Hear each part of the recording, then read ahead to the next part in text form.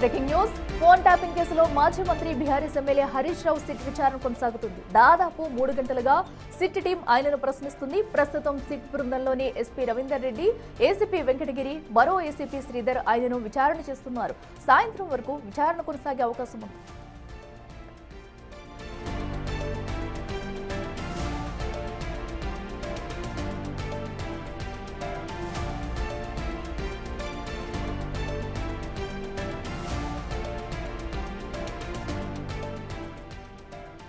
ఇక మాజీ మంత్రి హరీష్ రావు సిట్ విచారణ అయితే కొనసాగుతుంది. సుమారుగా 3 గంటల నుంచి కూడా విచారణ అయితే కొనసాగుతుంది. జూబ్లీహిల్స్ పిఎస్కి వచ్చిన ఆయన అయితే విచారణలో పాల్గొన్నారు. సో ఇప్పటి వరకు కూడా అధికారులు అయితే ఆయనపై ప్రశ్నల వర్షం కురిపిస్తున్నట్టు తెలుస్తుంది. అయితే మరికొంత సమయం విచారణ ఇంకా కొనసాగే అవకాశం అయితే కనిపిస్తుంది. అయితే ఏదైతే ఫోన్ ట్యాపింగ్ కేసులో ఒక్కసారిగా కూడా అటు హరీష్ రావుకు సిట్ నోటీసులు పంపడం హాట్ టాపిక్ గా మారిందని చెప్పాలి. ఇప్పటికే అటు రాజకీయ పార్టీలో అయితే దీనికి సంబంధించి కూడా రగడ మొదలైందని చెప్పాలి. ఒకరిపై ఒకరు మాటల యుద్ధం చేసుకుంటున్నారు. అయితే మరో పక్కన అయితే విచారణ కేంద్రం వద్ద అయితే భారీగా భద్రత కూడా ఏర్పాటు చేశారు. సో ఇప్పటి వరకు సుమారుగా 3 గంటలు అయితే కావాల్సి వస్తుంది విచారణ మొదలయ్యి. ఇంకా సాయంత్రం వరకు కూడా ఈ విచారణ కొనసాగే అవకాశం ఉంది. మరి ఈ విచారణలో హరీష్ రావు నుంచి ఎలాంటి ఆన్సర్స్ రాబడతారనేది కూడా ఉత్కంఠంగా మారిందని చెప్పాలి. ప్రధానంగా కూడా అసలు ఎవరెవరికి సంబంధం ఉంది, ఈ ఫోన్ ట్యాపింగ్ అంశం అనేది ఎవరు ఫస్ట్ తెరలేపారు అనే దానిపై కూడా సిట్ అధికారులు క్వశ్చన్స్ వేస్తున్నట్టు తెలుస్తుంది. అయితే ఇప్పటి వరకు పలు దఫాలుగా కూడా సిట్ అధికారులు అయితే ఈ ఫోన్ ట్యాపింగ్ సంబంధించి విచారణ జరిపారు. సో అన్ని ఆధారాలు సేకరించిన తర్వాత హరీష్ రావుకి అయితే ఏకకాలంలో నోటీసులు జారీ చేశారు. ఇప్పుడు ఈ విచారణలో హరీష్ రావును ప్రధానంగా ఎలాంటి ప్రశ్నలు సంధిస్తున్నారు, హరీష్ రావు నుంచి ఎలాంటి సమాధానాలు రేపడతారు, ఈ రోజుతో ఈ విచారణ హరీష్ రావు విచారణ క్లోజ్ అవుతుందా లేదంటే మరొక్కసారి కూడా విచారణకు పిలిచే అవకాశం ఉంటుందా అనేది కూడా ఉత్కంఠంగా మారిందని చెప్పాలి. ఈ రోజు హరీష్ రావు ఇచ్చే సమాధానాలపైనే ఈ ఫోన్ ట్యాపింగ్ కేసు అంశం అనేది పూర్తిగా డిపెండ్ అయి ఉందని చెప్పాలి. సో ఇప్పటి వరకు కూడా పలు దఫాలుగా అటు మాజీ ఐఏఎస్లను అలాగే అధికారులను కూడా ప్రశ్నించారు. ఇప్పుడు మాజీ మంత్రి హరీష్ రావుకి అయితే ఫోన్ ట్యాపింగ్ కేసు ఉచ్చు బిగుస్తుందని చెప్పాలి. తదుపరి ఇంకెవరి పేర్లైనా బయటకు వస్తాయా లేదంటే ఇంకెవరైనా అధికారులకు నోటీసులు ఇచ్చే ఛాన్సెస్ ఉందా అనేవి పలు ప్రశ్నలు కూడా తలెత్తుతున్నాయి. సో ఈ రోజు హరీష్ రావు విచారణ ముగిస్తేనే తప్ప సో ఈ రోజు ఏం జరిగింది, ఎలాంటి విషయాలు బయటకు వస్తాయనేది కూడా ఉత్కంఠంగా మారిందని చెప్పాలి. మరో పక్కనైతే ఇప్పటికే అటు జూబ్లీహిల్స్ పిఎస్ లో అయితే సిట్ అధికారులు హరీష్ రావును విచారణ ఇంకా కొనసాగిస్తూనే ఉన్నారు. దీనికి సంబంధించి కూడా పలు ఆధారాలను ముందు పెట్టుకుని సో ఇప్పటి వరకు ఏదైతే సిట్ విచారణ చేసిందో పలు దఫాలుగా ఆధారాలన్నింటినీ ముందు పెట్టుకుని హరీష్ రావునైతే ప్రశ్నిస్తున్నారు అధికారులు. మరి దీనికి హరీష్ రావు విచారణకు ఏదైతే స్పందిస్తున్నారా లేదా, తమరు అడిగిన ప్రశ్నలకైతే సమాధానాలు రాబడుతున్నారా లేదా అనేది కూడా విచారణ ముగిస్తే కానీ తెలియాల్సి వస్తుంది. సో ఎప్పటి వరకు ఈ విచారణ జరగబోతుంది, సాయంత్రం వరకు కూడా ఇంకా సమయం పట్టే అవకాశం ఉన్నట్లయితే తెలుస్తుంది. ప్రస్తుతం అయితే హరీష్ రావు నుంచి ఎలాంటి సమాధానాలు రాబడతారనేది కూడా ఉత్కంఠంగా మారిందని చెప్పాలి. 53 నిమిషాలు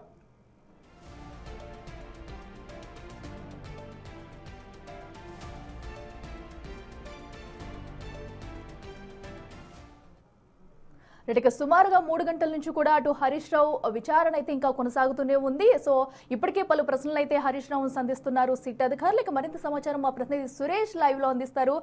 సురేష్ చెప్పండి, సో విచారణ ఎంతవరకు వచ్చిందనుకోవచ్చు, హరీష్ రావు సహకరిస్తున్నారా విచారణకు, ఇంకా ఎంత సమయం పట్టే అవకాశం ఉంది?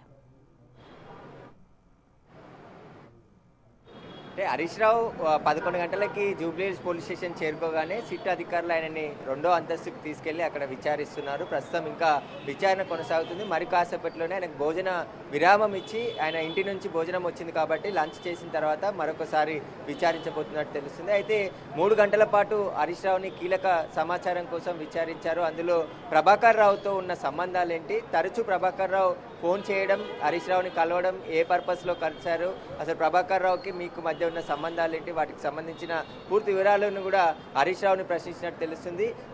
హరీష్ రావుకి మావోయిస్టులతో థ్రెట్ ఉందని చెప్పేసి ఆయనని అలర్ట్ చేయడం కోసం, ఆయన సెక్యూరిటీ అలర్ట్ చేయడం కోసమే మాత్రమే నేను కలిశానని చెప్పేసి కూడా ప్రభాకర్ రావు గతంలో స్టేట్మెంట్లో చెప్పాడు. కాబట్టి ఆ పర్పస్లోనే కలిశారా లేకపోతే ఇంకే పర్పస్లో మిమ్మల్ని ప్రభాకర్ రావు కలిశాడనే దానికి సంబంధించి కూడా సిట్టు విచారిస్తుంది. అంతేకాకుండా శ్రవణ్ రావు ఈ కేసులో ఓ ఛానల్ ఎండీగా ఉన్నటువంటి శ్రవణ్ రావు కూడా నిందితుడిగా ఉన్నాడు. ఆయనతో హరీష్ రావు తరచూ తరచూ మాట్లాడేవారు. ఆయన ప్రణీత్ రావుకి కొన్ని ఫోన్ నెంబర్లు ఇచ్చి ట్యాపింగ్ చేసినట్టు సిట్ అధికారులు గుర్తించారు. కాబట్టి ఆ నెంబర్లు ఎవరివి, అవి మీరే శ్రవణ్ రావుకి ఇస్తే శ్రవణ్ రావు ప్రణీత్ రావుకి ఇచ్చాడనే దానికి సంబంధించి కూడా హరీష్ రావుని విచారిస్తున్నారు. ఇక ఓవరాల్గా ఫోన్ ట్యాపింగ్కి సంబంధించి ఇప్పటి వరకు ఉన్నటువంటి ఆధారాలన్నింటిని కూడా హరీష్ రావు ముందు ఉంచి విచారిస్తున్నారు. అసలు ఫోన్ ట్యాపింగ్కి సంబంధించిన అంశంలో హరీష్ రావు పాత్ర ఎంతవరకు ఉందనే దానికోసం తేల్చేందుకే హరీష్ రావుకు నోటీసులు ఇచ్చి ఈరోజు విచారణకు పిలిచినట్టు తెలుస్తుంది. ఆయన ఎన్నిసార్లు ఫోన్ ట్యాపింగ్కి సంబంధించి ఎస్ఐబిలో పనిచేసిన ప్రణీత్ రావు కావచ్చు, భుజంగారావు, తిరుపతి అన్న, అదేవిధంగా రాధాకిషన్ రావు, ప్రభాకర్ రావు వీరితో తరచులో ఉండేవాడని చెప్పేసి కూడా సిట్ అధికారులు అనుమానించారు. వాటికి సంబంధించిన ఆధారాలు కూడా కొన్ని సేకరించి ఆయనను విచారిస్తున్నారు. అయితే ముఖ్యంగా బై ఎలక్షన్ల సమయంలో కూడా ప్రభాకర్ రావుతో తరచూ భేటీ అయ్యేవారు హరీష్ రావు. ఆ హరీష్ రావు ప్రభాకర్ రావుకి ఏమైనా డైరెక్షన్స్ ఇచ్చాడా, ఫోన్ ట్యాపింగ్ కావచ్చు, పొలిటికల్ సర్వే, ముఖ్యంగా శ్రవణ్ రావు కొన్ని నియోజకవర్గాల్లో పొలిటికల్ సర్వేలు నిర్వహించి అక్కడ బీఆర్ఎస్ పొజిషన్ ఏ విధంగా ఉంది, ప్రత్యర్థులు ఏ విధంగా స్ట్రాంగ్గా ఉన్నారు, వారి వీక్నెస్లు ఏంటి అనేది తెలుసుకోవడం కోసం వారి ఫోన్ నెంబర్లను ట్యాపింగ్ చేసినట్టు కూడా ఆరోపణలు ఉన్నాయి. వాటికి సంబంధించిన ఆధారాలు ఉన్నాయి. అయితే ప్రస్తుతం జూబ్లీహిల్స్ పోలీస్ స్టేషన్లో ఇంకా హరీష్ రావుకు సంబంధించిన విచారణ కొనసాగుతుంది. ఆయన 2వ అంతస్తులో సిట్ కార్యాలయం ఏర్పాటు చేయడం జరిగింది. 2వ అంతస్తులో హరీష్ రావుని విచారిస్తున్నారు. ఇక్కడ హరీష్ రావు అభిమానులు పెద్ద సంఖ్యలో జూబ్లీహిల్స్ పోలీస్ స్టేషన్కి చేరుకోవడంతో వారందరూ ఇక్కడ నుంచి పంపించడం జరిగింది. ఎవరు కూడా ఇక్కడ ఉండొద్దని చెప్పేసి వారిని పంపించారు. అయితే మరికొద్దిసేపట్లోనే హరీష్ రావుకి భోజనానికి సమయం అయింది కాబట్టి లంచ్ చేయడానికి దానికి విరామం ఇచ్చి మరొక అరగంటలో ఆయన విచారణ స్టార్ట్ చేసి ఈరోజు చాలా కీలకమైనటువంటి సమాచారం హరీష్ రావు నుండి రాబట్టే అవకాశం ఉంటుంది. హరీష్ రావు స్టేట్మెంట్ ఆధారంగా ఇంకా ఎంతమందికి నోటీసులు ఇవ్వబోతున్నారు, బీఆర్ఎస్ నాయకులకు అంటే గతంలో మాజీ ఎమ్మెల్యేలకు చిరుమూర్తి లింగయ్య, జైపాల్ యాదవ్కు మాత్రం నోటీసులు ఇచ్చి విచారణకు పిలిచి దాదాపు 2-3 గంటలు విచారించారు వారు. కానీ హరీష్ రావుని ఇప్పటికే 3 గంటలకు పైగా విచారిస్తున్నారు. ఇంకా సాయంత్రం వరకు కూడా విచారించే అవకాశం ఉంది. కాబట్టి హరీష్ రావు తర్వాత బీఆర్ఎస్ పార్టీలో ఇంకా కీలకమైన వ్యక్తులకు నోటీసులు ఇచ్చి విచారణకు పిలిచే అవకాశం ఉందని చెప్పేసి కూడా సిట్ భావిస్తుంది. కాబట్టి ఈ కేసులో కీలక సమాచారాన్ని తీసుకొని మార్చిలోపు ఆ కోర్టులో అడిషనల్ ఛార్జ్ షీట్ దాఖలు చేసేందుకు సిట్ అధికారులు సిద్ధమైనట్టు తెలుస్తుంది. ఖచ్చితంగా ఈ సమాచారాన్ని అంతా సేకరించి కోర్టులో అడిషనల్ ఛార్జ్ షీట్ దాఖలు చేసి మరింత ఈ కేసుకు సంబంధించిన వివరాలన్నీ కూడా కోర్టుకు సబ్మిట్ చేసేందుకే సిట్ ప్రయత్నం చేస్తున్నట్టు తెలుస్తుంది. Right Suresh, thank you. So phone tapping కేసులో కూడా అటు హరీష్ రావు పాత్ర ఏంటనే దానిపై కూడా సిట్ అధికారులు అయితే ఇప్పటికే విచారణ జరుపుతున్నారు. అయితే సుమారుగా 3 గంటల పైగా కూడా విచారణ అయితే కొనసాగుతుంది. అయితే సాయంత్రం వరకు విచారణ కొనసాగే అవకాశం కనిపిస్తుంది.